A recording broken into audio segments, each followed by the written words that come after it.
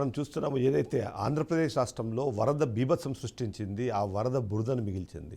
అయితే ఆ బురద క్లీన్ అయితే అవుతుంది, కానీ బట్ రాజకీయంగా ఏదైతే రాజకీయ పార్టీలు కానివ్వండి, రాజకీయ నాయకులు కానీ మాట్లాడుతున్న మాటలు, చేస్తున్న ఆరోపణలు, చూపిస్తున్న కారణాలు మాత్రం ఇప్పటికీ ఏమాత్రం మారడం లేదు. ఎందుకంటే చాలా క్లియర్గా వైఎస్ఆర్సీపీ ఏమో ఒకటే వర్షన్ మీద ఉంది. కంపల్సరీ ఏదైతే చంద్రబాబు నాయుడు కానివ్వండి, చంద్రబాబు నాయుడు ప్రభుత్వం కానివ్వండి, వాళ్ళ నిర్లక్ష్యమే ఇవాళ ఆంధ్రప్రదేశ్ రాష్ట్రంలో ఉన్న పరిస్థితికి కారణం అంటూ వైసీపీ ఏకతాటిగా మీద అదే మాటల మీద మాట్లాడుతుంటే, అదే సందర్భంలో టీడీపీ కూడా అదే స్థాయిలో ఆ ఏవైతే ఉన్నాయో ఆ వ్యాఖ్యలకు తిప్పి కొడుతున్నారు. వాళ్ళు చాలా క్లియర్గా చెప్తున్న మరొక మాట ఏంటంటే, గత ప్రభుత్వం చేసిన పాపమే ఇప్పుడు ఈ రెండు ప్లేసెస్లోనూ, ఏదైతే ఒకటి బుడమేరు వాగు కానివ్వండి, ఇవాళ ఏలేరు ప్రాంతంలో జరిగిన వాగుకు సంబంధించిన విషయం కానీ, రెండు ఖచ్చితంగా గత ప్రభుత్వం చేసిన నిర్వాకం వలన ఇలా జరిగిందనే విషయాన్ని వాళ్ళు కూడా చెప్పే ప్రయత్నం చేస్తున్నారు.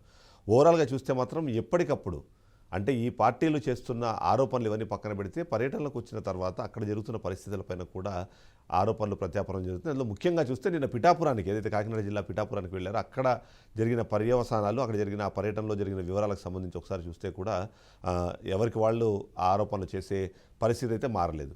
ఓవరాల్గా ఏం జరుగుతోంది రాష్ట్రంలో, అంతేకాకుండా ఈ రెండు పార్టీలు వాళ్ళు గత ప్రభుత్వం అంటూ ప్రస్తుత ప్రభుత్వం నిర్లక్ష్యం అంటూ గత ప్రభుత్వం చేస్తున్న ఆరోపణలో నిజమెంత, ఆ పార్టీల స్టాండ్ ఏంటి అనే విషయంపైన మనం ఇవాళ చర్చను చేపట్టాం. చర్చలో మనతో పాటు జాయిన్ అయ్యారు టీడీపీ పార్టీ నుంచి బాలగురుస్వామి గారు, అలాగే కనకారావు గారు, మాజీ మాదిగ కార్పొరేషన్ మాజీ అధ్యక్షులు, అలాగే వైఎస్ఆర్సీపీ అధికార ప్రతినిధి మస్తాన్ రావు గారు, సీనియర్ జర్నలిస్ట్ కూడా మనతో పాటు లైవ్లో జాయిన్ అయ్యారు. ఒకసారి బాలగురుస్వామి గారి దగ్గరికి వెళ్దాం. బాలగురుస్వామి గారు,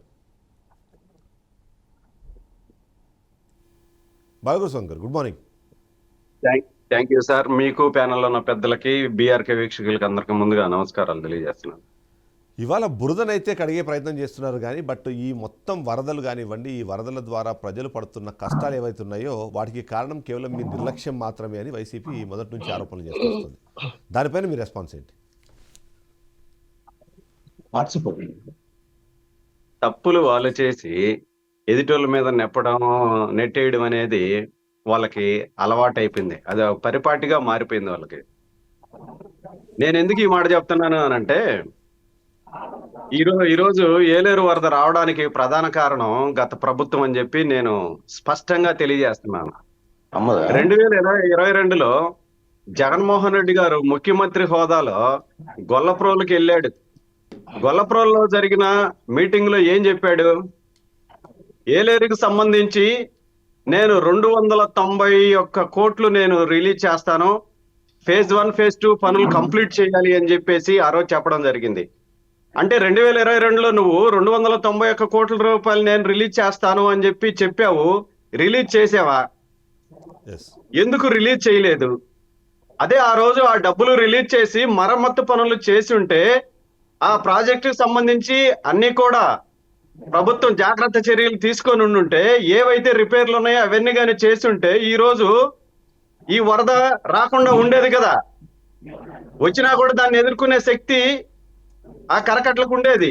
ఈ రోజు వాళ్ళు తప్పులు చేసేసి ఎదుటోళ్ళ మీద నెట్టేయడం అనేది వాళ్ళకి అది పరిపాటిగా మారిపోయింది. మరి ఎందుకని వాళ్ళు నోరు తెరిస్తే, నోట్లో నుంచి మాట చెప్తే, మరి అది వాళ్ళు పళ్ళుదోలు చెప్తారో లేదనుకుంటే మరి అది నోరో తాడిమట్ట అర్థం కాని పరిస్థితిలో ఉంది. ఈ రోజు ముంపు ప్రాంతాలకు వచ్చిన వ్యక్తి ఈ రోజు ఎక్కడైనా సరే నీళ్ళల్లో దిగాడా? బాధితుల్ని పరామర్శించాడా?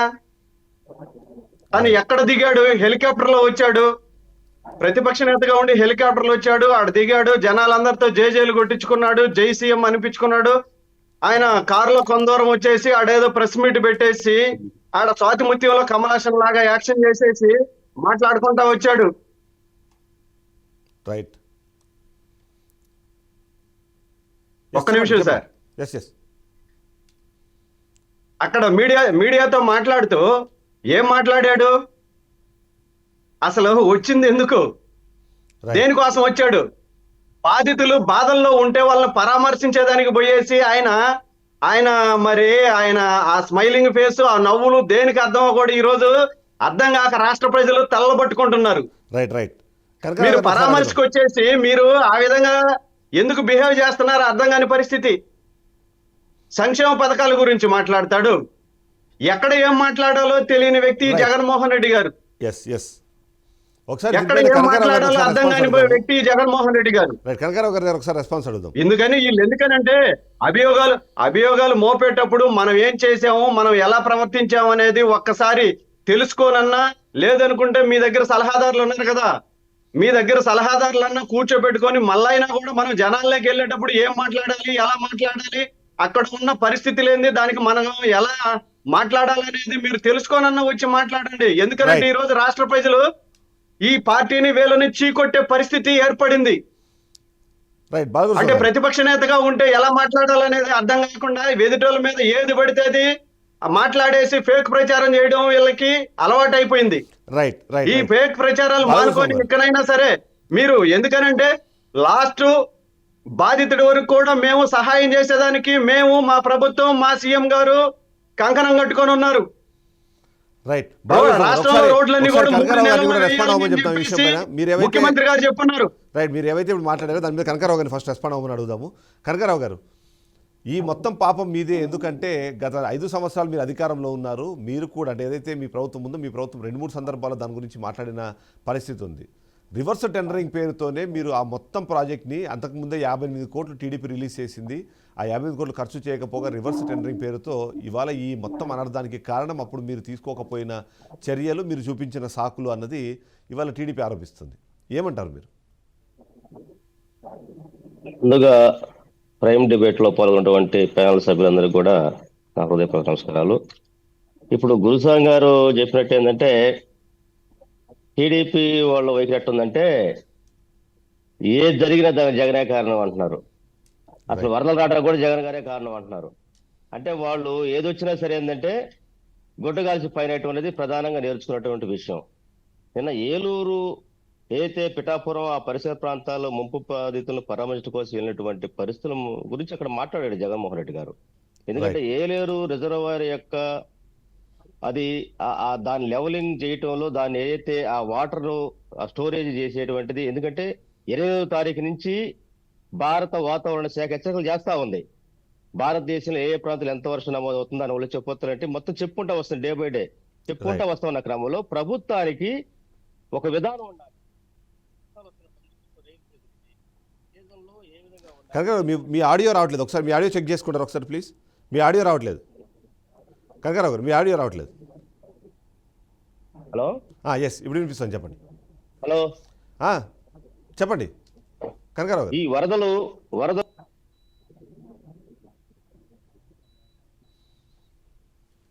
కనకారావు, మీ ఆడియోలో డిస్టర్బెన్స్ వస్తుంది, వినిపించట్లేదు. నిన్న మొన్న చంద్రబాబు నాయుడు గారు ముంపు ప్రాంతాల ఏమన్నారు, ఏలూరు ఈ విధంగా ఈ ప్రాంతం మునిగిపోవటానికి ఏలూరు రిజర్వాయర్ ఏదైతే ఉందో దాన్ని జలాశయం కాపాడటంలో జగన్మోహన్ రెడ్డి గారి ప్రభుత్వం నిర్వాహకం అని చెప్పేసి మొన్న బుడమేరికి జగన్ గారే, బోటుకి జగన్ గారే, ఇక ఏది వచ్చినా జగన్మోహన్ రెడ్డి గారే.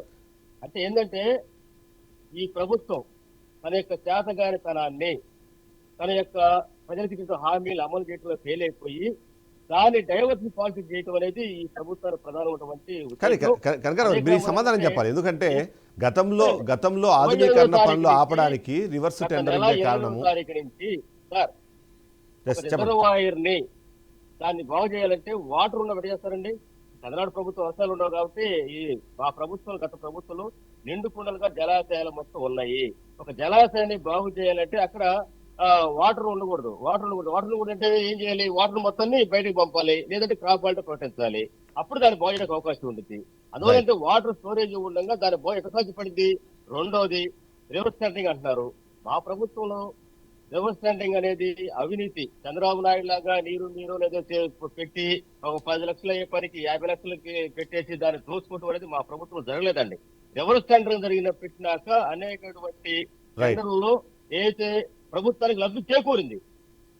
అందువల్ల ఏంటంటే ప్రభుత్వం మరి పోలవరం కొంతమేరకు పూర్తి చేయడం కానీ ఎన్నికలు జరిగిందంటే కారణం ఏంటంటే రివర్స్ టెండరింగ్ లో అవినీతికి తావు లేకుండా పనులు జరిగినాయి కాబట్టి ప్రభుత్వం కొన్ని పనులు చేయగలిగింది. గత ప్రభుత్వం చేసినటువంటి దాంట్లో భాగంగానే మరి చంద్రబాబు నాయుడు గారు వచ్చాడు, రివర్స్ టెండర్ తీసేస్తామని చెప్పి. ఎందుకంటే వాళ్ళ తోటలు కావాలి. ఈ రోజు అడుగుతా ఉన్నాం. ఈ రోజు ముంపు ఉన్నటువంటి ప్రాంతంలో ప్రజలకు సహాయ క్రమంలో కొన్ని వేల మంది, 100 మంది, కోట్ల రూపాయల లెక్కలు డబ్బులు ఇస్తున్నారు, సహాయం చేస్తున్నారు. సంతోషం, మానవ దృక్పథంతో మేము అడుగుతున్నాం. ఇప్పుడు అసలు ప్రభుత్వం ఎంత ఖర్చు పెట్టిందా? ఈ రైతులు ఆదుకోవటంలో కానీ ముప్పు గురైనటువంటి ప్రజలు ఆదుకోవటంలో కానీ ప్రభుత్వం ఎంతవరకు ఉందనే దాంట్లో చెప్పట్లా ఏ కాడికి Right. ఓటుకి నందిగౌసరి కారణం అంటే డైవర్ట్ చేస్తా ఉంది. రైట్ అయితే ఒకసారి మస్తాన్ రావు గారితో నేను మాట్లాడేటప్పుడు ఒకసారి మీ ఆడియో కొద్దిగా ఏదో ప్రాబ్లం వస్తుంది కనుక ఒకసారి ఆడియో చెక్ చేసుకోండి ఒకసారి. నేను ఒకసారి మస్తాన్ రావు గారిని ఒకసారి మాట్లాడుతాను. మస్తాన్ రావు గారు మస్తాన్ రావు గారు రెండు పార్టీలు రెండు రకాల వర్షన్స్ వినిపిస్తూ వస్తున్నాయి. మీరు సీనియర్ జర్నలిస్ట్గా ఉన్నారు, రాజకీయ విశ్లేషకులుగా ఉన్నారు కాబట్టి ఏంటి అంటే ఇప్పుడు వీళ్ళేమో ఒక చెప్తున్నారు గత ప్రభుత్వం నిర్లక్ష్యం అని చెప్పేసి, ఇప్పుడు ప్రభుత్వం వైసీపీ చెప్తున్నది ఏంటంటే ప్రభుత్వం నిర్లక్ష్యమో లేకపోతే దానికి సంబంధించింది అన్నది. ఈ రెండు మాట్లాడే క్రమంలో ఏం చేసి వాళ్ళ ప్రజలైతే నష్టపోయారు. సో ఫైనల్గా వాళ్ళకి కావాల్సిన రిలీఫ్ ఏంటి? ఇప్పుడు జరుగుతున్న ఈ పర్యటనలు కానివ్వండి, ఈ పర్యటనల తర్వాత వస్తున్న ఆ విమర్శలు కానివ్వండి, ఎలా చూడాలంటారు మొత్తాన్ని? సార్, ప్యానెల్లో ఉన్న పెద్దలకు చిదంబరెడ్డి గారికి నా నమస్కారాలు. సార్, ఇక్కడ ప్రధానంగా చూసినట్లయితే మనకి గత కొన్ని 2 దశాబ్దాలుగా చూసినట్లయితే వైఎస్ జగన్మోహన్ రెడ్డి గారు మొన్న 5 ఏళ్ళు పరిపాలించారు. అంతకుముందు వాళ్ళ నాన్నగారు ఒక 5 సంవత్సరాలు 3 నెలలు పరిపాలించారు. అంతకుముందు అంతా తెలుగుదేశం పార్టీ అధికారంలో. అంటే ఈ రెండు అంటే కాంగ్రెస్ అంటే వాళ్ళ నాన్న అధికారంలో ఉన్నారంటే కాంగ్రెస్ కూడా చాలా పథకాలను ఈయన కూడా తీసుకున్నారు జగన్మోహన్ రెడ్డి. అదే చంద్రబాబు నాయుడు గారు కూడా పరిపాలించారు. అయితే ఈ రెండు ప్రభుత్వాలు ఒకళ్ళ మీద ఒకళ్ళు బురదేసుకోవటం, లేదా జగన్మోహన్ రెడ్డి గారు చంద్రబాబు నాయుడు గారి మీద, చంద్రబాబు నాయుడు గారి మీద జగన్మోహన్ రెడ్డి గారు, ఇట్లా ఒకళ్ళొకళ్ళు వేసుకోండి. అసలు ఈ 2 దశాబ్దాలుగా పరిపాలించింది ఎవరు ఈ రాష్ట్రాన్ని? అటు బుడమేరు ఆక్రమణ తీయకపోవడం కానీ, బుడమేరు ఆధునీకరణ చేపట్టకపోవడం కానీ, లేదా ఇప్పుడు ఏలేరు ఆధునీకరణ చేపట్టకపోవడం కానీ కారణం ఎవరు? వీళ్ళిద్దరే కదా, ఈ 2 పార్టీలే కదా. అంటే ఈ 2 పార్టీలు ఇప్పుడు ప్రజలు పక్కన 10ల సంఖ్యలో చనిపోతా ఉంటే ఒకళ్ళ మీద ఇది ప్రభుత్వం చేసిన హత్యలే అని చెప్పేసి జగన్మోహన్ రెడ్డి గారు, అదేవిధంగా చంద్రబాబు నాయుడు పరిపాలనలో ప్రభుత్వం చేసిన హత్యలేని జగన్మోహన్ రెడ్డి గారు, ఇట్లా ఒకరికొకరు పరిపాలించడం ఏంటి? నిజానికి మనం చూసినట్లయితే జగన్మోహన్ రెడ్డి గారు నిన్న ఒకటి చెప్పారు. ఐఎండి హెచ్చరికల నేపథ్యంలో అటు బుడమేరులో కానీ, ఇటు ఏలేరు రిజర్వాయరు పరివాహక ప్రాంతాల్లో ఎవరైతే ఉన్నారో కానీ వీరందరికీ కూడా ఎటువంటి హెచ్చరికలు చేయలేదు, ఫ్లడ్ కుషన్ ఉంచలేదు, ఇటు ప్రకాశం బ్యారేజీలో ఉంచలేదు అంటున్నారు. అయితే వాస్తవానికి అటు బుడమేరు ఆధునీకరణ పనులు మీరు ఎందుకు చేపట్టలేకపోయారు? అప్పుడే నీళ్ళు లేవే.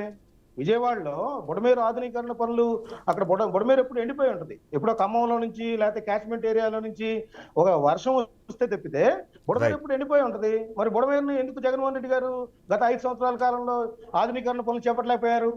ఇప్పుడు ఏలేరు పనులు అంటే నీళ్లు ఉంటున్నాయండి, 24 టీఎంసీలు ఏలేరులో ఎప్పుడు మాకు నిండు కుండలా ఉంటుంది, అందువల్ల చేపట్టలేకపోయాం అన్నారు. ఓకే, మరి చేపట్టలేకపోయినప్పుడు మీరు కాపునేస్తం సభకి వెళ్ళినప్పుడు 292 కోట్లతో ఫేజ్ 1 ఫేజ్ 2 అని ఎందుకు ప్రకటించారు? అంటే అవి తెలుసు కదా, ఇప్పుడు చేపట్టలేము, ఆధునీకరణ పనులు చేపట్టలేము తెలుసు కదా. ఇప్పుడు సమాధానం చెప్పాల్సింది ఇక్కడి నుంచి అయినా కూడా అటు బుడమేరు ఆధునీకరణ పనులు ఎప్పుడు చేపడతారు, ఇటు ఏలేరు ఆధునీకరణ పనులు ఎప్పుడు చేపడతారు అనేది మీరు డిమాండ్ చేయండి, లేదా ప్రభుత్వానికి సహాయం చేయండి, ప్రభుత్వానికి సలహాలు ఇవ్వండి. అంతేగాని అటు చంద్రబాబు నాయుడు గారు కూడా ఇక నుంచి నాది భరోసా కాదు, వచ్చే 4 సంవత్సరాల్లో అటు బుడమేరు వరదలు రాకుండా చూస్తాను, ఇటు ఏలేరు వరదలు రాకుండా చూస్తాను అనే ఒక భరోసా ఇవ్వండి. ఈ రోజు కట్టుబట్టలతో మిగిలిపోయారు. దాదాపు 1,00,000 కుటుంబాలు విజయవాడలో కట్టుబట్టలతో మిగిలిపోయారు. అంటే ఏలేరులో 47,000 మంది రైతులు పంట పొలాలు నాశనం అయిపోయినాయి. ఈ నష్టం అంతా ఎవరిస్తారు?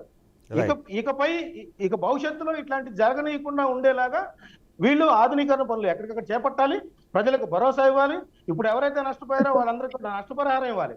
ఇవన్నీ వదిలేసి జగన్మోహన్ రెడ్డి గారు అయినా కూడా మరి ఆయన అభిమానులు కానీ, వైఎస్ఆర్సీపీ శ్రేణులు కానీ ఎక్కడికి వెళ్ళినా కూడా, నిన్న నందిగాం సురేష్ గారిని పరామర్శించడానికి వెళ్ళినా, ఇంకో చోటుకి వెళ్ళినా, లేకపోతే విజయవాడలోకి వెళ్ళినా ఆయన సీఎం అంటారు. యాక్చువల్గా ఆయన సీఎం పదవి కోల్పోయి 3 నెలలు మాత్రమే అవుతుంది. ఇంకా 4 సంవత్సరాలు 7 నెలల తర్వాత ఆయన సీఎం చేసుకోవచ్చు, వాడు కావాలంటే చేసుకోవచ్చు, వాళ్ళు ప్రజల్లోకి వెళ్ళొచ్చు, తీసుకెళ్ళచ్చు. కానీ ఎక్కడికి వెళ్ళినా కూడా సీఎం అంటా ఉన్నారు. అంటే అది కూడా ఒక చర్చనీయాంశంగా మారుతుంది. ఇంకొకటి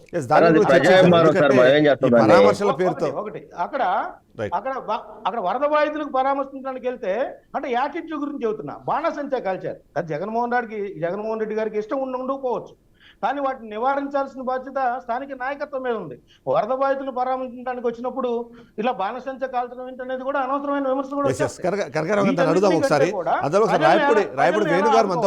ప్రజలను ఎలా ఆదుకోవాలి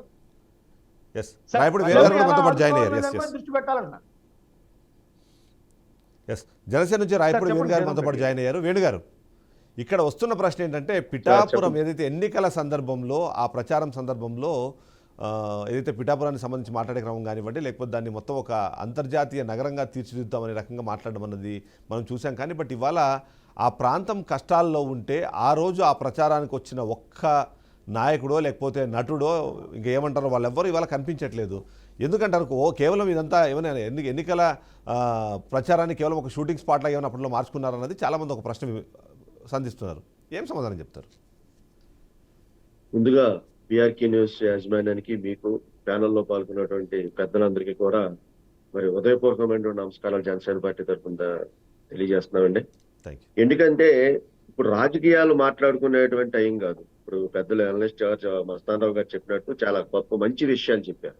ఎందుకంటే ఇవాళ ప్రజలు కష్టకాలంలో ఉన్నారు. ఇది ఒక ప్రకృతి వైపరీత్యం, అంటే ఎవరు ఊహించినటువంటి సందర్భంలో ఒక్కసారిగా మరి ప్రకృతి మరి ప్రజల మీద కక్ష కట్టిందా లేకపోతే ఏంటి అనేది తెలియదు. కానీ ఇవాళ విజయవాడలో వచ్చినటువంటి పరిస్థితులను మనం బేరీ చేసుకుంటే గానీ, తర్వాత ఇక్కడ ఏలేరు దగ్గర జరిగినటువంటి సంఘటనలు కానీ చూసుకుంటే ఒకదాని తర్వాత ఒకటి జరిగినటువంటి సందర్భాలు.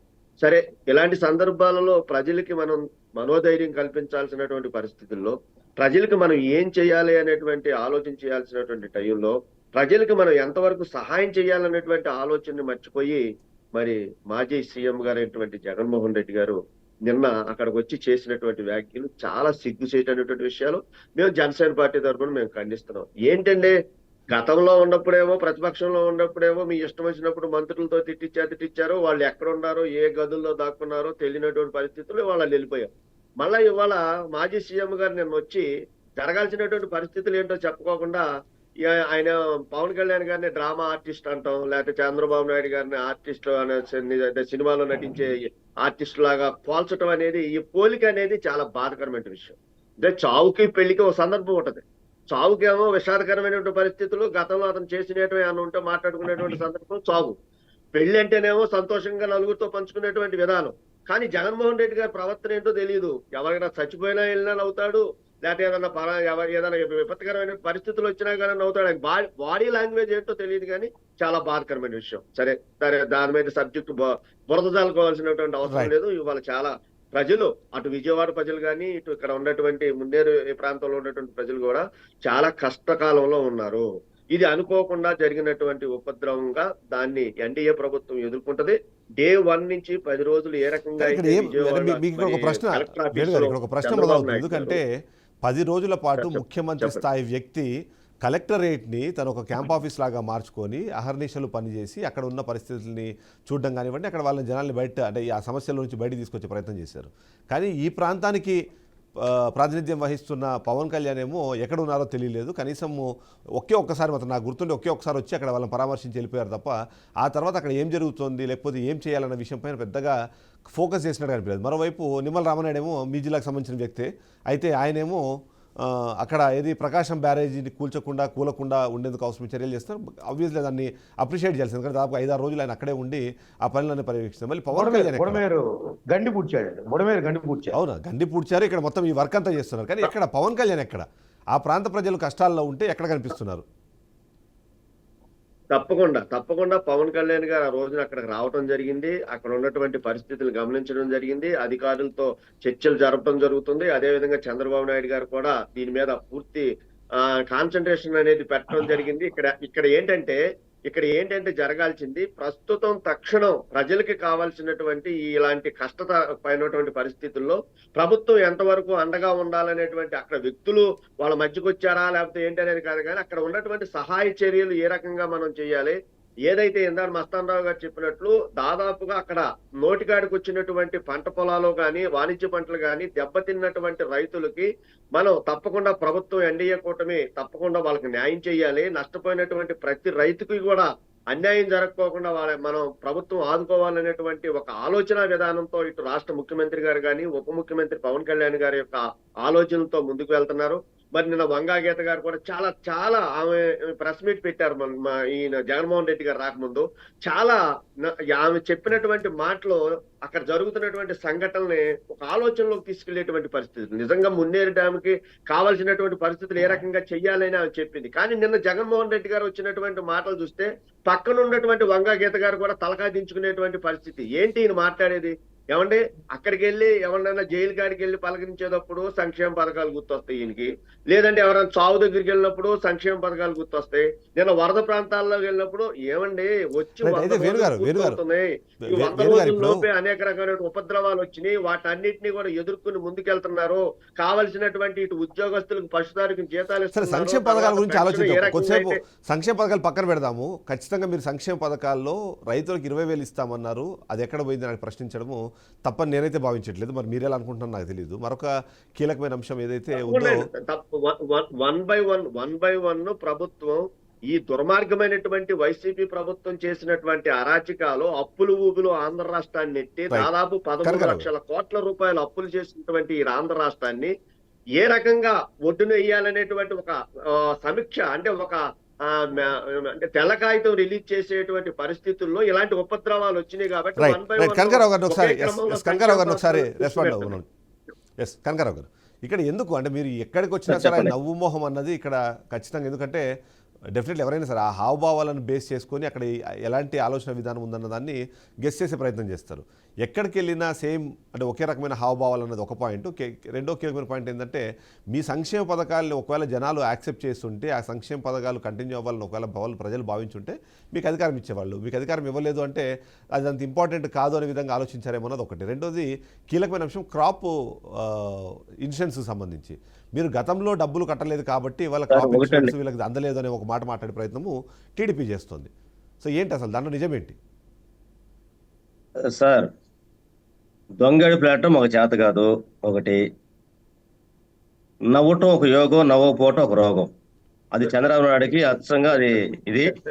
రెండోది ఒకటండి, ఒక బాధల్లో ఉన్నటువంటి ప్రజలను సందర్శించేటప్పుడు ప్రజలకు సహాయం చేయటంలో ప్రతిపక్షాలు కావచ్చు అందరూ కోవటం తప్పు కాదు. కానీ పోయిన ప్రతి చోట ముందే చంద్రబాబు నాయుడు గారు గుట్టగాల్సి ప్రధానికి జగనే అనేటువంటి చేస్తున్నాడు. అందువల్ల ఏంటంటే మేము వాస్తవాలు చెప్పే క్రమంలో విమర్శలు కనపడతా ఉన్నాయి. మీరు చంద్రబాబు నాయుడు గారు 10 రోజుల పాటు పాపం ఆయన ఎందుకు వచ్చి కలెక్టరేట్ లో ఉన్నాడో ఆయన తెలుసు. ఎందుకంటే ఇల్లు మునిగిపోయింది కాబట్టి కరకట్టలోది చెప్పేది తప్పులేదు. సరే, అది అయినా కూడా ఏదో చేసుకుంటా 10 రోజులు ఉన్నాడు. మరి ఒక స్థానిక శాసనసభ్యుడు అంటే పిఠాపురం ముందుగా ఆయన స్థానిక శాసనసభ్యుడు, మరి ఆ ప్రాంతం మునిగిపోయి ఉంటే ఎక్కడంటే పవన్ కళ్యాణ్ కూర్చో ఏదో సెషన్స్ లాగా వచ్చి వెళ్ళిపోయాడు. ఒక డిప్యూటీ సీఎం స్థాయిలో ఉన్న మనిషి, అంతమంది ప్రజలు మెజార్టీతో గెలిపించినటువంటి ఆ ప్రజలకి ఆయన ఇచ్చినటువంటి అక్కడ భరోసా ఏంటి, వచ్చి ఒక రోజు వచ్చి వెళ్ళిపోయాడు. అందువల్ల ఏంటంటే ప్రభుత్వం యొక్క నిర్లక్ష్యాన్ని గుర్తు చేయడం అనేది నేరమా? ఎందుకంటే ఏదైతే ప్రజలకి ఇచ్చేటువంటి హామీలు ఉన్నాయో హామీల్ని అమలు చేయటంలో ఫెయిల్ అయిపోయింది కాబట్టి కుట్రపూరితంగా ప్రధానికి వైసీపీ అంటగడతారు కాబట్టి దాని వాస్తవాలు చెబుతా ఉన్నాడు. ఒకటి. రెండోది, వైఎస్ఆర్ కాంగ్రెస్ పార్టీ అధికారంలో ఉన్నప్పుడు రైతులు ఎప్పుడు కూడా ఇబ్బంది పడలేదు. మినిమం సపోర్ట్ పైసా ఏదైతే పెట్టి దాదాపు 3,000 కోట్ల రూపాయలు కేటాయించినటువంటి ప్రభుత్వం. అదే విధంగా ఎక్కడైనా వరదలు వచ్చి వచ్చి పంట నష్టం జరిగితే గ్రామ సచివాలయం ఉన్నటువంటి వాలంటీర్ల ద్వారా ఆర్బీకేల ద్వారా మొత్తం ఎన్యూమరేషన్ చేపించి వాళ్ళకు సకాలంలో నష్టపరిహారం చేసేటువంటి ప్రభుత్వం వైఎస్ఆర్ కాంగ్రెస్ పార్టీ జగన్మోహన్ రెడ్డి గారు. ఈ ప్రభుత్వం వచ్చినాక ఇన్సూరెన్స్ చేయటంలో పూర్తిగా విఫలం అయిపోయింది. మొత్తం ప్రైవేట్ గా చెప్పేశారు. అసలు మట్టికి అసలు క్రాప్ సంబంధించినటువంటి నమోదే జరగలేదండి ఈ ప్రభుత్వంలో. అందువల్ల ఏంటంటే వాళ్ళకి నష్టం ఎట్లా ఇవ్వాలనే దాంట్లో పూర్తిగా ప్రభుత్వం విఫలమైన క్రమంలో ఆ విఫలమైనటువంటి దాన్ని తన యొక్క చేతగరత ఎదుట మీద పెట్టేసి ఇది వాళ్ళ ప్రభుత్వం యొక్క నిర్వాహకం అని చెప్పేసి అటువంటి రుద్దటం అనేది చంద్రబాబు నాయుడు గారికి ఉన్నటువంటి గొప్పతనం ఏంటంటే 10 సార్లు అబద్ధాన్ని కూడా చెబితే నిజమయ్యేటట్టుగా ఒక గ్లోబల్ ప్రచారంతో మొదటి నుంచి అడుక్కుంటా వస్తున్నారు. తర్వాత ఈ రోజు గత ప్రభుత్వంలో సంక్షేమ పథకాలు ఇచ్చి ప్రజలు సాటిస్ఫై ఉంటే ఇప్పుడు గెలిచేవాళ్ళు కదా అంటున్నారు. మరి మీరు మొన్న 3 పార్టీలు గెలిచారు కాబట్టి గెలవటం ఉన్నటువంటి ఏదో రకరకాల కొంతమంది అనుకుంటున్నారు ఏదో ఈవీఎంలు అని అనుకుంటున్నారు. చూడాలి. ఎందుకంటే ప్రజలు ఈ రోజు 40% ప్రజలు మీరు ముగ్గురు కలిసినా కూడా వాస్తవానికి మీరు ముగ్గురు కలిసి సింగిల్ గా పోటీ చేసేటువంటి స్థాయి మీకు సత్తా మీకు లేదు. ఎప్పుడు కూడా చంద్రబాబు నాయుడు గారు ఎప్పుడు కూడా తన రాజకీయ లైఫ్ లో రాజకీయంగా ముఖ్యమంత్రి సందర్భంలో కూడా ఏదో పార్టీతో పొత్తులు పెట్టి ఎన్నికలు గెలిచాడు వదిలేండి, మళ్ళీ అక్కడికి ఎప్పుడు వెళ్తే కూడా డిస్కషన్ సింగిల్ గా డిబేట్ గెలిచినటువంటి అవుతుంది. దాఖలాలు డిస్కషన్ లేవు. డిబేట్ అవుతుంది. అయితే అందువల్ల మీరు ఒక పాయింట్ ఏంటంటే చెప్పండి. క్రాప్ ఇన్సూరెన్స్ ఇవ్వలేకపోవడానికి కారణము మీ ప్రభుత్వం అధికారంలో అంటే మీ పార్టీ అధికారంలో ఉన్నప్పుడు క్రాప్ ఇన్సూరెన్స్ సంబంధించిన ప్రీమియం చెల్లించలేదు, అందుకే ఇప్పుడు ఈ పరిస్థితి వచ్చింది అన్నది ఒక మాట మాట్లాడుతున్నారు. దానికి మీ సమాధానం ఏంటి? ఏమండి మీ హయాంలో క్రాప్ ఇన్సూరెన్స్ సంబంధించిన ప్రీమియం పే చేయలేదు కాబట్టి ఇవాళ క్రాప్ ఇన్సూరెన్స్ వాళ్ళకి దొరకట్లేదు, అందట్లేదు అని ఒక మాటని ఇవాళ టీడీపీ పార్టీ పంటలు వేసినప్పుడు జరిగేది. పంటలు వేసింది ఎప్పుడండి? గవర్నమెంట్ వచ్చింది ఎప్పుడండి? ఈ మధ్య పంటలు వేసిన కదా క్రాప్ ఇన్సూరెన్స్ జరిగేది. వేయక ముందే జరుగుతుంది క్రాప్ ఇన్సూరెన్స్. మా గవర్నమెంట్ లో, జగన్మోహన్ రెడ్డి గారి గవర్నమెంట్ లో ఏనాడైనా రైతులు మాకు పంట నష్టం సంబంధించినటువంటి మాకు నష్టపరిహారం అందరూ రోడ్డు ఇక్కడ చెప్పండి. రైతులకి బ్రహ్మాండంగా సంతోషంగా గడిపారు. వాళ్ళకి అన్ని పంటలకి సరైనటువంటి ధరలు వచ్చినాయి. పొగాకు కావచ్చు, పత్తి కావచ్చు, అన్ని రకాలటువంటి పంట రకాలకి మంచి రేట్లు వచ్చినాయి. ఆంధ్రప్రదేశ్ లో ఉమ్మడి రాష్ట్రంలో రైతులు సంతోషంగా ఉంది రాజశేఖర రెడ్డి గారి ప్రభుత్వంలో, ఆ తర్వాత జగన్మోహన్ ప్రభుత్వంలో. తప్ప రైతులకి ఒక వ్యవసాయం అంటే బాలగురుస్వామి గారు, ఇక్కడ చాలా మందిలో ఒక ప్రశ్న, ఎందుకంటే వరదలు వచ్చాయి, ఓవైపు బుడమేరు వాగు పొంగింది, మరోవైపు ఏలేరు వాగు పొంగింది. ఇక్కడ సామాన్య ప్రజలు దాదాపుగా 2.5 లక్షల మంది ప్రజలు ఇబ్బంది పడితే అక్కడ 45,000 మంది ఏదైతే రైతులు ఉన్నారు, 45,000 ఎకరాల్లో దాదాపుగా పంట మునక ఉంది అని ఒక అంచనాకు వచ్చిన నేపథ్యంలో చంద్రబాబు నాయుడు ఫోకస్ అమరావతి దగ్గరగా ఉంది కాబట్టి విజయవాడ వైపు చేశారు, ఏలేరు ప్రజలను సరిగా పట్టించుకోలేదు అనే ఒక విమర్శ వినిపించే ప్రయత్నం చేస్తున్నారు. దానికి ఎగ్జాంపుల్గా మరికొన్ని చూపిస్తారు. ఇప్పుడు ఈ ఆర్బీకే వ్యవస్థ ఏదైతే రైతు భరోసా కేంద్రాలు ఉన్నాయో ఆ వ్యవస్థను మొత్తాన్ని నిర్వీర్యం చేసి ఇవాళ ప్రజలకు క్రాప్ ఇన్సూరెన్స్ కూడా దొరకలేని పరిస్థితికి ఇవాళ తీసుకెళ్లారు అన్నది ఒక మాట వినిపించే ప్రయత్నం చేస్తున్నారు. ఎలా చూడాలంటారు దీన్ని? ప్రాంతాన్ని ఎక్కువగా అభిమానించాడు, విజయవాడలో ఉండబట్టి ఎక్కువ చేశాడు, ఏలేరులో తక్కువ చేశాడు అనే మాట అయితే అది అబద్ధం. ఎందుకనంటే జరిగిన విపత్తు ఏ స్థాయిలో ఉంది, ఇక్కడ ఎంతమంది ఇబ్బంది పడ్డారు, ఎలా చేయాలి అనే దాని మీద కంపేర్ చేసుకోవాలి మనం. ఎందుకనంటే ఇక్కడ దాదాపు 1,00,000 కుటుంబాలు పైబడి దాదాపు 3 లక్షల జనాభా అసలు అన్నమో రామచంద్ర అంటూ అన్నము మంచినీళ్ళు కూడా దొరకని పరిస్థితుల్లో, ఎటు పోలేని పరిస్థితుల్లో కూడా డ్రోన్ల ద్వారా, హెలికాప్టర్ల ద్వారా వాళ్ళకి అన్నపానీయాలు అందించడం అనేది ఎవరైనా సరే ఈరోజు యావత్ భారతదేశం మొత్తం మీద కూడా చంద్రబాబు నాయుడు గారిని, ఆయన చేసిన వర్క్ ని కొనియాడుతా ఉన్నారు. ఇక్కడ ఏడు నుంచి బయటపడే లోపల మళ్ళా ఏలేరు కంప్లీట్ గా బయటికి రాకముందే ఏలేరు పొంగడం అనేది జరిగింది అని అంటే ఇక్కడ జరిగిన విపత్తు అక్కడ జరిగిన దానికి కంపేర్ చేస్తే ఇక్కడ దీన్ని ముందు బయట వేయాల్సిన అవసరం ఉంది కాబట్టి ఇక్కడ ఎక్కువ శాతం టైం పెట్టాడు, ఎఫర్ట్ పెట్టారు, ఎక్కువ మంది ఇక్కడ ఉన్నారు అనేది వాస్తవం. ఆ క్రమంలో అక్కడ జరిగిన విపత్తును పట్టి అక్కడ కూడా చేస్తున్నారు. అక్కడ కూడా అధికారులు కావచ్చు, అక్కడ ఎంటైర్ మొత్తం పార్టీ యంత్రాంగాన్ని కావచ్చు, అందరిని కూడా అక్కడ వినియోగించి అక్కడ కూడా సహాయ చర్యలు అనేది విపరీతంగా చేస్తున్నారు. కాకపోతే ఎందుకనంటే ఆ చూసే దృష్టిని బట్టి మాత్రమే ఉంటది. ఆ చూసే దృష్టి మనం కరెక్ట్ గా కానీ చూస్తే ఖచ్చితంగా కనిపిస్తుంది అక్కడ ఏం చేశారు అనేది. ఎందుకనంటే పవన్ కళ్యాణ్ గారు కూడా వెళ్ళారు, అక్కడ పరామర్శించారు, అక్కడ బాధితులందరికి కూడా ఇల్లు దెబ్బతిన్న వాళ్ళందరికీ కూడా ఇల్లు కట్టిస్తామని చెప్పారు. ఎవరైతే నష్టపోయారో వాళ్ళందరికీ నష్టపరిహారం అందేంత వరకు కూడా మేము ఖచ్చితంగా చేస్తామని చెప్పేసి చెప్పున్నారు. తర్వాత చంద్రబాబు నాయుడు గారు వెళ్ళారు, మొన్న శర్మిలా గారు కూడా వెళ్ళారు. అందరు వెళ్ళిన తర్వాత మీకు 2 ప్రశ్నలు సమాధానం చెప్పాలి. మొదటిది ఏంటంటే ఎక్కడైతే అవసరం ఉందో అక్కడ మంత్రులను పంపించి మరి అక్కడ సహాయ కార్యక్రమాలు చేసిన ఒక అంటే మంచి పని. యాక్చువల్లీ అది ఖచ్చితంగా యాక్సెప్ట్ చేయాల్సింది. ఎందుకంటే నిమ్మల రామానాయుడు వైపు బుడమేరు వాగు పూడ్చేంత వరకు దాదాపుగా 4-5 రోజులు అక్కడే ఉండి కంప్లీట్ చేశారు. ఇప్పుడు కూడా ఈ రోజు నిన్న ఇవాళ చూసినా సరే మనము ఇవాళ నిమ్మల రామానాయుడు ప్రకాశం బ్యారేజ్ మీద ఉన్నారు. కానీ అదే సందర్భంలో మీ మంత్రివర్గంలో సభ్యుడైన పవన్ కళ్యాణ్ మాత్రం పిఠాపురమో లేకపోతే ఏలేరు వాగులో ఈ స్థాయిలో జరుగుతున్నప్పుడు ఈయన డైరెక్ట్గా వెళ్ళినప్పుడు ఆయన అక్కడ పెట్టి ఆ కార్యక్రమాలన్నింటినీ పరిశీలించాల్సిందో పర్యవేక్షించాల్సిందిగానో ఆదేశించే అవకాశం కానీ ఇవన్నీ హక్కు కానీ కంపల్సరీ చంద్రబాబు నాయుడు ఉంటుంది. మరి ఆ ప్రయత్నం ఎందుకు జరగలేదు అన్నది ఒక ప్రశ్న.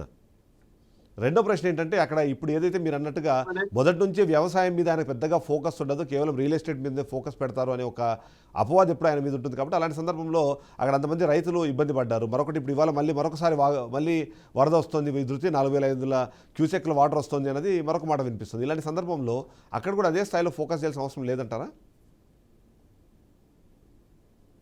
100% చేస్తున్నాడని చెప్పి నేను చెప్తున్నాను. ఎందుకంటే చంద్రబాబు నాయుడు రియల్ ఎస్టేట్ మీద ఎప్పుడు ఫోకస్ పెట్టలేదండి, బాగా గమనించాలి మీరు. ఎందుకనంటే ఉమ్మడి ఆంధ్రప్రదేశ్ లో కూడా సైబరాబాద్ కట్టింది కావచ్చు, హైదరాబాద్ డెవలప్ అయింది కావచ్చు, ఆడ పారిశ్రామిక రంగంగా కావచ్చు, ఐటీ రంగంగా కావచ్చు డెవలప్ చేశాడు కాబట్టి తర్వాత రియల్ ఎస్టేట్ మొదలైంది. చంద్రబాబు నాయుడు గారి హయాంలో రియల్ ఎస్టేట్ మొదలవలేదు సార్. ఇందాక మస్తాన్ రావు గారు కూడా చెప్తూ గతంలో తెలుగుదేశం వాళ్ళు పరిపాలించారు, తర్వాత రాజశేఖర రెడ్డి కావచ్చు, ఈయన కావచ్చు, వీళ్ళు పరిపాలించారు అని చెప్పి చెప్పుకొచ్చారు. ఎందుకనంటే రియల్ ఎస్టేట్ స్టార్ట్ అయింది 2006 తర్వాతే స్టార్ట్ అయింది.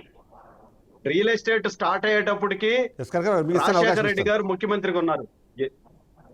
మీకు అవకాశం ఇస్తాను కనకారావు గారు. ఎస్ గురుస్వామి గారు మీరు రియల్ ఎస్టేట్ ఎందుకనంటే చంద్రబాబు నాయుడు గారు అన్ని డెవలప్మెంట్లు చేశాడు కాబట్టి, హైదరాబాద్ డెవలప్ అయింది కాబట్టి రియల్ ఎస్టేట్ తర్వాత రోజుల్లో స్టార్ట్ అయింది. అది రాజశేఖర రెడ్డి గారి హయాంలో రియల్ ఎస్టేట్ స్టార్ట్ అయిందని చెప్పేసి అందరికీ తెలిసిన నగ్న సత్యం.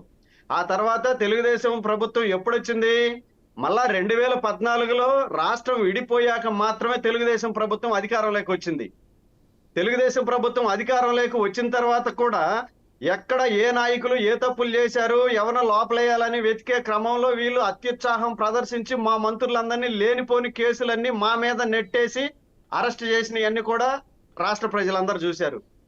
ఎందుకంటే మా నాయకులు గాని ఎక్కడైనా సరే రియల్ ఎస్టేట్ బిజినెస్ చేసి ఎక్కడైనా దాచుకొని ఉండుంటే వీళ్ళు జైల్లో వేసేదానికి ముందుండేవాళ్ళు పాపం. వీళ్ళకి ఎక్కడా కూడా అవకాశం రాలేదు. దాచుకోవడం అనేది ఎప్పుడు జరిగింది అని అంటే జగన్మోహన్ రెడ్డి హయాం స్టార్ట్ అయిన తర్వాతే ఈ రియల్ ఎస్టేట్ దందా మొదలైంది. మీరు బాగా చూడండి, లక్షల ఎకరాలు దోచుకున్నది వీళ్ళు. అయితే ఆర్బీకే లాంటి వ్యవస్థ రియల్ ఎస్టేట్ దందాలు అనేవి సాగినాయి. కాదు, ఆర్బీకే లాంటి వ్యవస్థని నిర్వీర్యం చేసి ఏదైనా రైతులకి అవసరం ఉంటే ఇమీడియట్ గా రెస్పాండ్ అయ్యే వ్యవస్థ లేకుండా చేశారన్న కదా మీ మీద ఉన్న ఆరోపణ గురుస్వామి గారు. ఆర్బీకే లాంటి వ్యవస్థని నిర్వీర్యం చేసి ఇమ్మీడియట్ గా రెస్పాండ్ అయ్యే ఒక వ్యవస్థని మీరు లేకుండా చేశారు. ఇవాళ సచివాలయాల్ని కూడా ఇవాళ మీరు ఆల్మోస్ట్ స్లోగా వాటిని కూడా తప్పించే ప్రయత్నం జరుగుతుంది అన్నది ఒక అనుమానం అయితే వైసీపీ అధినేత కూడా నిన్న వ్యక్తం చేశారు. అది వాళ్ళ అపోహ మాత్రమే సార్. ఎందుకనంటే ఆర్బీకి కేంద్రాలు ఉంటే అన్ని చేసేస్తాయి, ఆర్బీకి కేంద్రాలు ఉంటే అన్ని వచ్చేస్తాయి అని వాళ్ళ అపోహ మాత్రమే వాళ్ళది. వాళ్ళ అపోహలో నుంచి ముందు బయటకు వస్తే బాగుంటది. ఎందుకంటే సోదరులు కనకారావు గారే చెప్తున్నారు, జగన్మోహన్ రెడ్డి గారు ఎలా ఉంటారని చెప్పేది పాపం ఆయనే చెప్పాడు.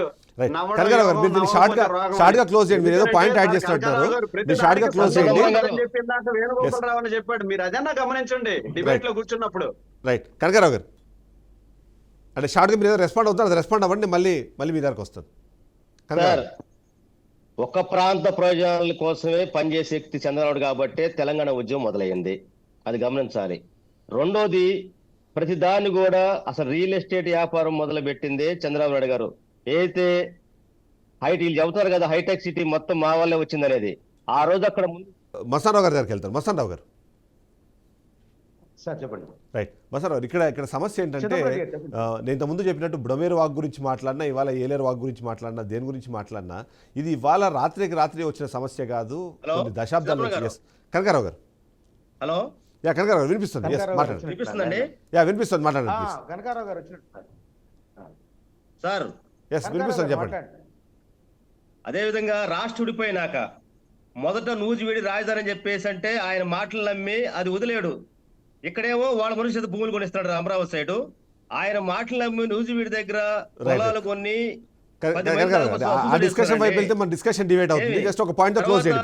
చూస్తే హలో ఈ డిస్కషన్ వైపు వెళ్తే డిస్కషన్ డివేట్ అవుతుంది. సో మనం రైతుల గురించి మాట్లాడదాం. ఒక్క పాయింట్ మీరు క్లోజ్ చేయండి ప్లీజ్, దాన్ని ఎక్కువ ఎలాబరేట్ చేయకండి ప్లీజ్. ప్రభుత్వం రైతుల్ని ఆదుకోవటంలో ఈ క్రాప్ డేటా వాళ్ళ దగ్గర లేదు. గతంలో ఎక్కడ కూడా రైతులు బాధపడలేదు.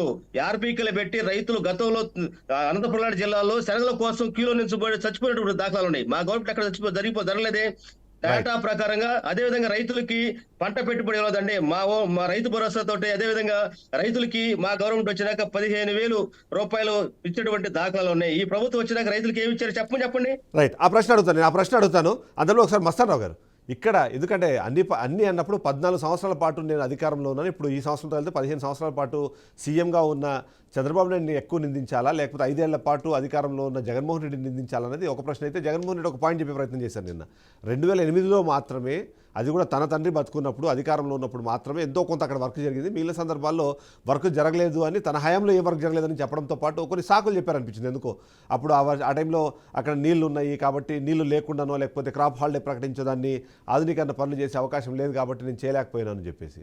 సో దీన్ని ఎలా చూడాలంటారు? కేవలం తప్పుని ఇంకొకరి మీద తోసేయడం వరకే దాన్ని చూడాలా, లేకపోతే దాని ఎవరిలో ఏమైనా నిజాలు ఉన్నాయి అనుకోవాలంటారా? సార్, జగన్మోహన్ రెడ్డి గారు చెప్పిన దానికే వద్దాము. ఇప్పుడు ఏలేరు వరద అనేది ఆయన హయాంలో నిండు కుండలాగా ఉంది. దాదాపు 24 టీఎంసీల నీరు ఎప్పుడు ఉండటం వల్ల 4 ఏళ్లలో రైతులందరూ సుభిక్షంగా ఉన్నారు. అందువల్ల మేము పనులు చేపట్టలేకపోయామనేది ఆయన ప్రకటించారు.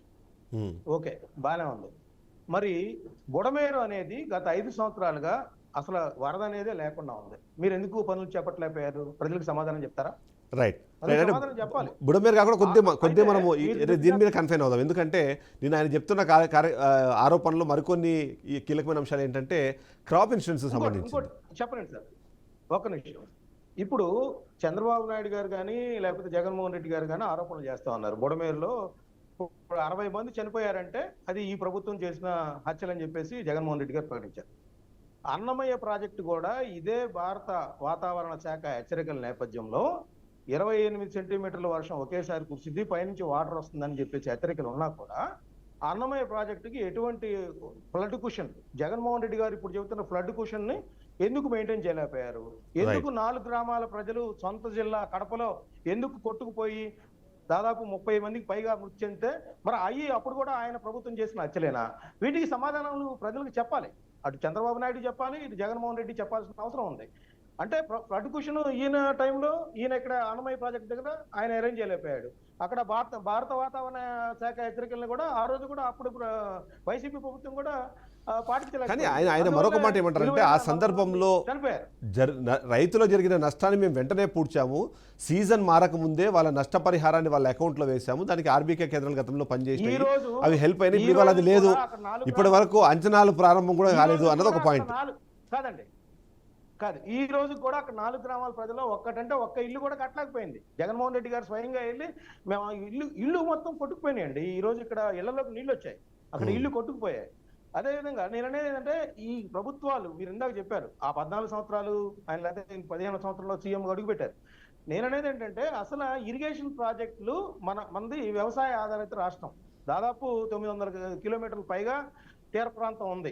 అనేక నదులు, కృష్ణా, గోదావరి, అనేక బుడమేరు లాంటి ఇంకా అనేక ఆయకట్టు ఉంది.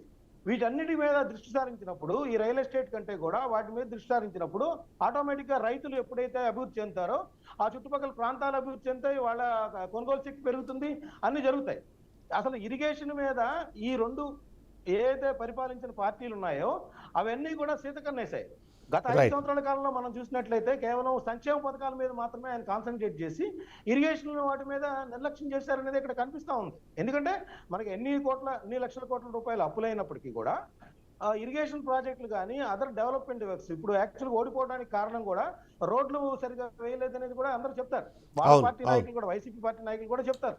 సో అభివృద్ధి కార్యక్రమాలు, సంక్షేమ కార్యక్రమాలు 2 కళ్ళుగా ముందుకెళ్ళినప్పుడు అట్లాంటిది ప్రాధాన్యత రంగమైన ఇరిగేషన్ ని కొద్ది కాన్సన్ట్రేట్ గా చూసినప్పుడు ఇట్లా ప్రజల ప్రాణాలను పోగొట్టుకోకుండా చూడొచ్చు. అదేవిధంగా ఆ ఆయకట్టు పెరగడం ద్వారా రైతులు కూడా అభివృద్ధి చెందడం ద్వారా మన రాష్ట్రం మరింత ముందుకెళ్ళడానికి అవకాశం ఉంది. రైట్, కంక్లూజన్కి వెళ్దాం. వేణు గారు, ఇక్కడ అంటే పవన్ కళ్యాణ్ సంబంధించి అంటే మొదటి పాయింట్ ఏంటంటే, పంచాయతీరాజ్ సంబంధించి ఆయన చూస్తున్న నేపథ్యంలో ప్రతి పంచాయతీకి డబ్బులు ఇవ్వడం అన్నది, నష్టపోయిన పంచాయతీకి డబ్బులు ఇవ్వడం అన్నది చాలా అభినందించాల్సిన విషయం. ఎందుకంటే అది ఆయన మంత్రిత్వ శాఖకు సంబంధం లేకుండా తన పర్సనల్గా కూడా హెల్ప్ చేశారు. కానీ అదే సందర్భంలో ఇప్పుడు ఆయన ఏదైతే ప్రాతినిధ్యం వహిస్తున్న నియోజకవర్గం ఉందో అది ఇంకా కష్టాల్లో ఉంది, దానిపైన ప్రత్యేక దృష్టి పెట్టాల్సిన అవసరం ఉంది అన్నదైతే కనిపిస్తుంది. దాన్ని ఇవాళ క్యాష్ చేసుకోవడానికో లేకపోతే దాన్ని స్పాట్ చేయడానికో ఇవాళ జగన్మోహన్ రెడ్డి ఆ ప్రాంతంలో పర్యటించడం మనం యాక్సెప్ట్ చేయాల్సిన విషయం. సో ఆ సందర్భంలో పవన్ కళ్యాణ్ ఫ్యూచర్ ప్లాన్స్ ఎలా ఉండాలంటారు, ఎలా ఉంటే బాగుంటుందంటారు, ఎలా ఉండాలని మీరు కోరుకుంటున్నారు నాయకుడిగా? తప్పకుండానండి. ఎందుకంటే ఇవాళ పవన్ కళ్యాణ్ గారు అక్కడ రాలేదు అనే మాటకి నేను చిన్న ఉదాహరణ చెప్పుకుని నేను కంక్లూడ్ చేస్తాను. పవన్ కళ్యాణ్ గారిని నేను ఇందాడ మన పెద్దలు చెప్పారు, ఏమంటారంటే జగన్మోహన్ రెడ్డి అక్కడికి వచ్చినా సీఎం అని అరుస్తున్నారు. కానీ ఇవాళ పవన్ కళ్యాణ్ గారు ఏ ప్రాంతానికి వచ్చినా యువత అనేటువంటి మాట మొట్టమొదటిది అదే. అలాంటి పరిస్థితుల్లో ఇవాళ మనం బాధల్లో ఉన్నాం. ఈ కాదు మనకు కావాల్సింది, ప్రజలకు అందాల్సినటువంటి సౌకర్యాలని మనం దృష్టిలో పెట్టుకుని ముందుకు వెళ్దాం. ఒకవేళ నేను రావటం వలన అలాంటి ఇబ్బందులు ఏర్పడతాయి కాబట్టి నేను అధికారుల్ని సమన్వయపరిచి వాళ్ళందరినీ కూడా ప్రజల్లో పంపించడం. ఇవాళ కార్యకర్తలుగా మేము ఉన్నాం, ఎక్కడా నిద్రపోవట్లేదండి. ఆ రోజు డే 1 నుంచి ఈ రోజు వరకు కూడా మాకు చేతనైనటువంటి సహాయం, మా జేబులో డబ్బులైనా తీసి వాళ్ళ ప్రజలకు అండగా ఉండటానికి మేము ముందుకు వెళ్తున్నాం. అది ఆ సహాయ చర్యల్లో ఇప్పుడే కాదు అప్పుడు ఉన్నాం, ఇప్పుడు ఉన్నాం. ఎన్డీఏ కూటమిలో ఉన్నటువంటి ప్రతి ఒక్క నాయకులు కూడా కష్టపడుతున్నారు కాబట్టి ఈ ఆపత్కాల పరిస్థితుల్లో ప్రజలకు అండగా ఉండటం జరిగింది. రెండోది, మా వర్మ గారు తెలుగుదేశం నాయకులు నేను చాలా స్పష్టంగా చెప్పారు, రండి సవాల్ ఇసిరారు. ఇక్కడ ఈ యొక్క నియోజకవర్గంలో ఏదైతే పిఠాపురం ఉందో ఇక్కడ రైతులకి నష్టపరిహారం విషయంలో ఏదైతే పాలసీ విషయంలో అన్యాయం జరిగిందని గొంతెత్తి జగన్మోహన్ రెడ్డి గారు అంటున్నారో అది ఒక్కటైనా సరే మీరు నిరూపించగలిగితే మేము దేనికైనా సిద్ధంగా అని చెప్పి ఆయన సవాల్ ఇచ్చడం జరిగింది. ఆ సవాల్ నన్ను స్వీకరించమనండి. దాదాపుగా అక్కడ స్థానికంగా ఉన్నటువంటి వర్మ గారు ఆ విషయం చెప్పారు కాబట్టి ఏ ఒక్క రైతుకి అక్కడ అన్యాయం జరగదు. తప్పకుండా పవన్ కళ్యాణ్ గారు, చంద్రబాబు నాయుడు గారు ఇద్దరు కూడా, ఎందుకంటే 6,888 కోట్లు కేవలం విజయవాడ బుడమేరుకు జరిగినటువంటి నష్టాన్ని మనం అంచనా వేయటం జరిగింది. వెంటనే ఏలేరుకు జరిగినటువంటి పరిస్థితులు కూడా ఉన్నాయి కాబట్టి కేంద్ర బృందం కూడా వచ్చింది కాబట్టి వాళ్ళు కూడా పరిశీలన చేస్తున్నారు కాబట్టి ప్రతి ఒక్క గృహానికి వీళ్ళు ఆలోచించినటువంటి విధానం కన్నా రాజకీయాల కన్నా కూడా బురద రాజకీయాల కన్నా ప్రజలకు ఏ రకంగా అండగా ఉండాలనేది పవన్ కళ్యాణ్ గారి ఆలోచన, చంద్రబాబు నాయుడు గారి ఆలోచన కాబట్టి తప్పకుండా ప్రతి ఒక్క నష్టం జరిగినటువంటి ప్రతి ఒక్క బాధితుడి కూడా ఈ గవర్నమెంట్ అండగా ఉంటది, ఈ నాయకులు అండగా ఉంటారు, కార్యకర్తలు అండగా ఉంటారు. మేమందరం ప్రజల్లోనే ఉన్నాం, ప్రజల మధ్యలో ఉన్నాం, ప్రజలకు మేము సేవా కార్యక్రమాలు చేస్తున్నాం. వేళక మళ్ళల్లో ఇళ్లలో దాక్కుని ఏదో నిన్న అక్కడ మన ఎల్లంపల్లి రాజకీయాలు కాదు, ఏదో ఒక రొట్టు పంచుతున్నాడు 10 రోజుల తర్వాత. కానీ అది బాధకరమైన విషయం. ఇవాళ మీరు ప్రకటించిన ₹1 ఏం చేస్తున్నారు చెప్పండి. ప్రభుత్వానికి ఇవ్వక్కర్లా, మీరు ఏం చేశారు చెప్పండి. వెళ్ళేసి సాగు రాజకీయాలు కాదు మనకు కావాల్సింది. నిన్న నిజంగా ఇంకో మిమిక్రీ ఏంటంటే జగన్మోహన్ రెడ్డి గారు చేసింది, ఇలా పిలిచి నీకు 15,000 నీకు 10 ఏంటండి, 100 రోజులు అయిందండి ఇస్తాం. మీరు 4 వాహనం ఉంటే మీరు ఖర్చు చేసినటువంటి పింఛన్ విధానంలో అలాంటి విధానం కాదని లోకేష్ గారు చెప్పారు. అంతకన్నా గొప్పగా మేము ప్రతి ఒక్కరికి కూడా మేము అండగా ఉంటాం, ప్రతి ఒక్కరి అమ్మఒడి మేము అందిస్తాం, కొంచెం టైం తీసుకుంటున్నాం అనేటువంటి మాటలు కూడా వీళ్ళు సహించలేకుండా వరద ప్రాంతాల్లోకి కూడా వెళ్ళి ఆయన మిమిక్రీలు చేస్తుంటే ప్రజలు నవ్వుతున్నారు, ప్రజలు అసహించుకుంటున్నారు. ప్రజలు నిన్న ఆయన యొక్క రాకను వ్యతిరేకించారు. ప్రజలు ఎక్కడా కూడా వరద ప్రాంతాల్లో వ్యతిరేకించట్లేదు, సహాయ చర్యలు బాగా అందినాయి అని చెప్పి సంతృప్తికరంగా ఉన్నారు. ఏ ఒక్క వ్యక్తి కూడా నిరాశ చెందాల్సిన అవసరం లేదు. బ్రహ్మాండమైనటువంటి నాయకులు, విజన్ కలిగినటువంటి చంద్రబాబు గారి నాయకత్వంలో పవన్ కళ్యాణ్ గారు లాంటి వ్యక్తి తప్పకుండా ప్రజలకు అండగా ఉంటారని మాత్రం మీ బీఆర్కే న్యూస్ ద్వారా మేము తెలియజేస్తాం. కనకారావు గారు, ఈ ప్రశ్న కూడా ఖచ్చితంగా, ఎందుకంటే సీఎం అని నడుస్తున్నారు, సరే అది అనుచరులో లేకపోతే అక్కడ ఉన్న అభిమానులో ఎవరో ఒకరు చేస్తున్న ఒక యాక్ట్ కింద మనం చూద్దాం. కానీ బట్ దాన్ని నివారించాల్సిన అవసరం అయితే అక్కడ స్థానిక ఎవరైతే వాళ్ళు ఉంటారో వాళ్ళకి కంపల్సరీ అంటే నాయకత్వానికి కంపల్సరీ ఉంటుంది. మరో కీలకమైన విషయం, మీరు వచ్చింది ఇప్పుడు జరిగిన నష్టానికి ముందుగా ప్రభుత్వం ఎలాంటి చర్యలు తీసుకుంటే బాగుంటుంది అన్నదాన్ని చెప్పేందుకు ఒక వేదికను క్రియేట్ చేసుకోకుండా లేకపోతే ఎందుకు రాలేదో కారణం చెప్తూ ప్రభుత్వం ఇప్పటికే ఈ సంక్షేమ పథకాల గురించి మాట్లాడుతుంటే అవి పక్కన పెట్టి సంక్షేమ పథకాల గురించి వాళ్ళని ప్రతిసారి దాన్ని ఎత్తి చూపుతున్నట్టుగా మాట్లాడడం అన్నది జనాలు అక్కడ వాళ్ళకి కావాల్సింది ఎంతో కొంత ఊరట కలిగించే 4 మాటలు, అంతేగాని ఎత్తిపొడిచినట్టుగా మీకు అది ఇవ్వలేదు అయినా మీరు ఓట్లు వేసారని వాళ్ళు ఏమైనా ఎత్తిపొడిచినట్టుగా అనిపిస్తుంది అన్నది ఒక అనుమానం అయితే చాలా మందిలో ఉంది. ఏమంటారు? అక్కడ వ్యవహరించాల్సిన తీరు అదేనంటారు. ఒకటండి, ప్రజలైతే మాత్రం మేము మోసపోయాం అనేటువంటిది గుర్తు చేసినప్పుడు మాత్రమే వారు చెబుతున్నారు. రెండోది, సీఎం అని మేము ఊరు జిందాబాద్ కొడుతున్నట్టు పవన్ కళ్యాణ్ గారిని ఇంతకుముందు అనలేదా? అదేవిధంగా చంద్రబాబు నాయుడు లోకేష్ వెళ్ళినప్పుడు సీఎం అని అనలేదా? వాళ్ళని ప్రజలు వేలాది మంది ప్రజల్లో ఎవరో అంటా ఉంటారు. దాన్ని మెయిన్ ఎజెండాగా తీసుకుని అదే జరుగుతుంది ఇలా నవ్వుతున్నారని చెప్పేసి ఏంటండి ఇవన్నీ విషయాలు పక్కదారి పట్టేటాలు. మేమంటామంటే ఒక స్థానిక శాసనసభ్యుడుగా పవన్ కళ్యాణ్ గారు అక్కడ ప్రజల్లో ఉండి ప్రజలకు అందుబాటులో ఉండి సహాయం చేయాల్సిన అవసరం ఉంది. అది మేము చెప్పాం. రెండోది ఏంటంటే ఈ రోజు వీళ్ళు ఎక్కడ చేయాలంటారు, బుడమేరు విషయంలోకి వచ్చేలేకి ఏదైతే వైఎస్ఆర్ కాంగ్రెస్ పార్టీ ఆ బుడమేరు ఏదైతే ఉందో దాన్ని బాగు చేయడం కోసం నిధులు కేటాయించి పని మొదలు పెట్టినాక ఏదైతే యాక్టివ్ పవర్ ప్లాంట్ అనేటువంటి ఏబిఎన్ రాధాకృష్ణ గారిది అది ఇబ్బంది పడుతుందని చెప్పేసి వాళ్ళు కోర్టుకి స్టే తెచ్చే పనులు ఆపించారు ఒకటి. రెండోది అసలు రైతుల పట్ల ఎన్డీఏ కూటమికి స్పష్టమైన విధానం లేదు. వాళ్ళు ఏమన్నారు, అధికారులకు వస్తే మాత్రం రైతు బాగోతు వస్తామన్నారు. వాళ్ళకి ఇంత మటుకి క్రాప్ కు సంబంధించినటువంటి డేటా లేదండి, ఈ క్రాప్ బుకింగ్ జరగలేదు. అదేవిధంగా ఉచిత ఇన్సూరెన్స్ అనేది చేయలేదు. మా ప్రభుత్వం ఉన్నప్పుడు రైతులకు కట్టాల్సినటువంటి ప్రీమియం మొత్తం గవర్నమెంటే చెల్లించి సకాలంలో నష్టపోయిన రైతులకు ఇచ్చారు. ఈ రోజు ఏలేరు ఏదైతే ఉందో ఆ వాటర్ బ్యాలెన్స్ చేయటంలో, దాన్ని వదలటంలో సరైనటువంటి లేకపోవటం వల్ల పంట చేతికొచ్చినటువంటి వేలాది ఎకరాల ముంపు గురైపోయి రైతులు నష్టపోయారు. ఈ రోజు మనం ఏదో 10,000 ఇస్తామండి, ఎంతవరకు మనం వాళ్ళని చేసుకుంటాం? అసలు ఈ రోజు మరి కౌలుదారు రైతుల పరిస్థితి ఏంటి? అందువల్ల ఏంటంటే ఈ రోజు ప్రభుత్వం పూర్తిగా విఫలం అయిపోయింది. అది చెప్పుకునే కాడికి మేమేమంటున్నాం, వాస్తవం వీళ్ళు చెప్పింది హామీలు ఇచ్చే కదా వచ్చింది. మేము ఇప్పుడు అమ్మఒడి ఉందండి, అమ్మఒడి మీరు ఎంతమంది ఇస్తా అన్నారు కదా, ఇంకే లెక్కలు కావాలి వాళ్ళకి? ఎందుకు ఊరికి లెక్కల పేరుతోటి ఊరికి డైవర్ట్ చేస్తూ గాలి కుదిలేసి మరొకసారి కారణం, లేదంటే తలసరి కారణము, లేదంటే బుడమేరు ముందు ఒక ముఖ్యమంత్రి వెళ్ళి ఆయన వచ్చి మొదటే ఉన్నాడు ఈ బుడమేరు ముంపుకి కారణం జగనయ్య గారు చెప్పేసి అన్నాడు. మన ఏలూరు పోయి అక్కడ ఏమన్నాడు, పిఠాపురం పోయి ఆ ప్రాంత పరిశీలన పోయి జగన్ వల్లే అని చెప్పి ముందు అతను రాజకీయం చేస్తుంది చంద్రబాబు నాయుడు గారు కూటమి సభ్యులు. ఇప్పుడు ప్రభుత్వం వ్యవహరించాల్సిన తీరేంటి, ప్రతిపక్షంగా మీరు వాళ్ళకి ఇచ్చే సూచనలు ఏంటి? ఒకటండి, మేము ప్రజల్లోకి వెళ్ళినప్పుడు మొన్న ఆర్ఆర్పేటలో విజయవాడలో వెళ్ళినప్పుడు ప్రజలు మొత్తం అయ్యా వాళ్ళు సింగనగర్ తప్ప 2 చోట్ల రావట్లేదు, లోతట్టుకు వెళ్ళి మోకాళ్ళ లోతు జగన్ గారు వెళ్ళి ఇల్లింటి పలికినప్పుడు వాళ్ళ మనోవేదన చెప్పారండి. అప్పుడు ప్రభుత్వం అక్కడికి సహాయం చేసిన అంతకుముందు వాళ్ళ దగ్గరికి వెళ్ళలేదు. ఈ రోజు కూడా జగన్మోహన్ రెడ్డి గారు వెళ్ళాక వాళ్ళ మొత్తం బాధితులు మొత్తం కూడా పిఠాపురం బాధితులు మొత్తం కూడా పంట చేతికొచ్చినటువంటి ఉరి దుబ్బులు పీక్కుని చూపించేందుకు మాకు ఈ నష్టం జరిగిందని చెప్పి చూపిస్తున్న క్రమంలో మాట్లాడుతున్నారు. అందువల్ల ప్రభుత్వానికి ఏంటంటే ఒక విజన్ ఉండాలి. చంద్రబాబు నాయుడు ఏమన్నాడు, 4 సంవత్సరాల విజనరీ అని చెప్పన్నాడు. ప్రపంచానికి సాంకేతిక ఇచ్చేటువంటి అన్నిటికీ నేనే అన్నారు, నోట్లు రద్దుకు నేనే కారణం నా సూచనలు అని చెప్తాను. అంత ముందు చూపడం మనిషి ప్రమాదాలు జరగబోయే క్రమంలో వాతావరణ శాఖ హెచ్చరికలు చేస్తున్నప్పుడు కూడా ఏమేమంటే వ్యవస్థను వాడుకోవడంలో చంద్రబాబు ఫెయిల్ అయిపోయాడు, వాళ్ళ మంత్రి ఫెయిల్ అయిపోయింది, మొత్తం తానే అని చెప్పేసి మొత్తం మేమే జరగాలని చెప్పేసి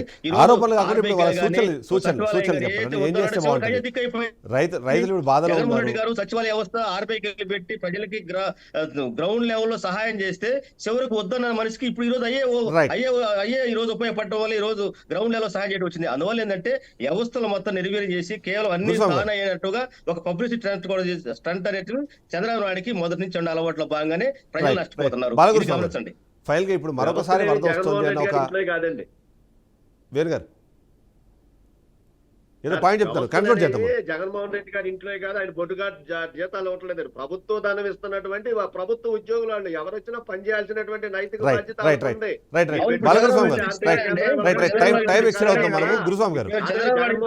డబ్బులు ఇవ్వట్లా ప్రభుత్వం. ఎవరైనా సరే సార్ వేణుగోపాల్ గారు, ఎవరైనా ప్రభుత్వంలో ఉన్నప్పుడు ప్రభుత్వానికి ఒక నిర్దిష్టమైనటువంటి వ్యవస్థలు ఉంటాయి.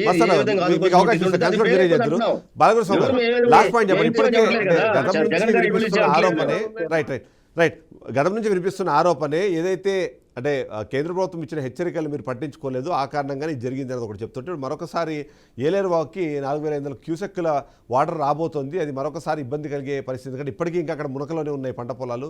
సో ఇప్పుడు ఏంటి నెక్స్ట్ ఏం చేయబోతున్నారు అనేది చాలామంది ఆసక్తిగా ఉన్నారు. ఫైల్ పాయింట్ ఆ పాయింట్తో కంక్లూడ్ చేద్దాం ప్లీజ్. గురుస్వామి గారు,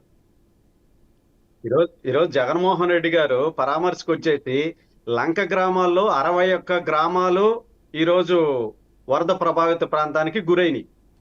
కనీసం వరద ప్రభావితం ఎక్కువగా ఉన్న ప్రాంతాలని పరామర్శించి అక్కడ ఏమి నష్టం జరిగిందని తెలుసుకొని మాట్లాడాల్సిన అవసరం జగన్మోహన్ రెడ్డి మీద ఉంది. అసలు ఎక్కడెక్కడ ఏమేమి నష్టం జరిగిందో కూడా తెలుసుకోకుండా ఆయన హెలికాప్టర్ లో దిగి యూకోతపల్లి వచ్చి ఆడ నుంచి నాగులవరం ఏదో ఆ విలేజ్ కాడ నుంచి రమణక్కపేట పోయి ఆడ ఏదో మాట్లాడేసి ఆయన ఒక యాక్షన్ చేసి నవ్వేసి వెళ్ళిపోయాడు. ఎందుకంటే అసలు